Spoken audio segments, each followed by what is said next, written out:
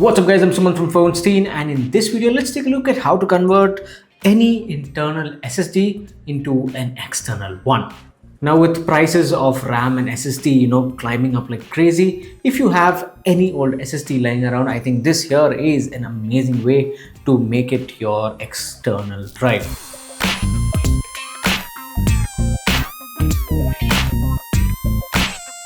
And to make all of this happen, you need this guy right here, and this here is called an SSD enclosure. Now I have one from Ugreen. You can buy anything that works, but make sure the speeds are really good. Now this here can do up to 10 gigabits per second, and there are ones that can go up to 20 or sometimes even more, but those are like very expensive. Now this is around 2000 rupees and it can do up to 10 gigabytes like I mentioned, and don't go like very cheap because those can't take full advantage of your SSD. So here are things that you get with this particular enclosure. So you get a USB-C to A cable, USB-C to C cable, a screwdriver, thermal pad, and a case, which is really nice. It's going to protect this metal housing, and this here is a really well built SSD enclosure, and it's not heavy at all. So I would really suggest you to take a look at this. Of course there are other options and I'll link those also in the description below, but this here is pretty nice. And with that said, let's take a look at the setup process. So first take the included screwdriver and remove the screw that's here. Please don't lose the screw. Of course you do get one extra in the kit, but please don't lose it.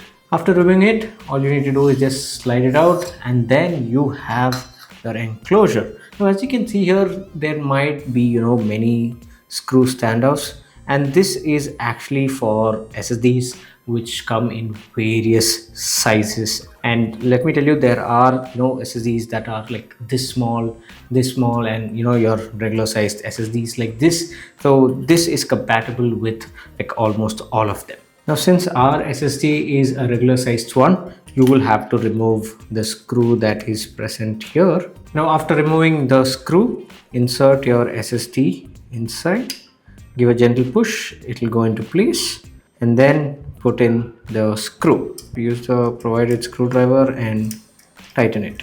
Please don't over tighten this because you don't want it to snap off. A gentle tighten will work, and that's it. You have your SSD put inside. Now that you've successfully installed your SSD, it's time to manage some heat with the included thermal pad. So of course I've removed the protective layer at the bottom, so all you need to do is just place it on your SSD and then remove the top layer also. Now that is done, all you need to do is slide back the metal casing, put in the screw that you previously removed, and tighten it. And there you go. You have successfully installed your SSD inside this enclosure, and now it's time to actually make this an external SSD. Now before you start using this, you need to do certain things on your computer in order for this to work as an external SSD. Now I'm going to be showcasing that on a Mac, but don't worry, if you have a Windows laptop, I'll make sure to have the steps on screen and also in the description so that you can follow that and create this into an external SSD. On a Mac, open Disk Utility. Now select the external drive here, so nothing shows up here. So for this, you need to do is first click erase and then give it a name. Now here, when it comes to the format, you need to select few things. For example, if you're going to use this SSD exclusively only on Apple computers, then go with APFS. But if you're someone who is going to be using this SSD between Windows and Mac and other systems, then exFAT is the best option, and just leave this as UID partition map and click erase. Now once this is done, Mac will take its time and create this as an external SSD, and you are done. So as you can see here, it shows up 1 terabyte, and that is great. And as you can see here, the SSD is now working. Now before going, here's the final touch. I'm just adding the protective case that we got with this. Here we go. We have a protective casing for your brand new SSD. And there you go.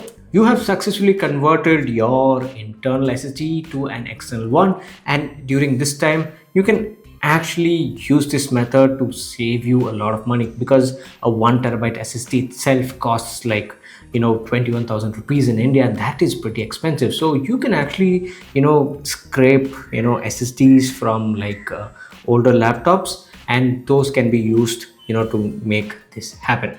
Now, of course, there are SATA SSDs available that you can just remove and again use those as external SSDs. I'll also have enclosure links to them in the description. And if you are interested in getting this particular version, I'll have the links to this in the description below. Purchasing from that will help make us create a lot more content. So thanks for watching, and this here is Suman signing off once again. Catch you later.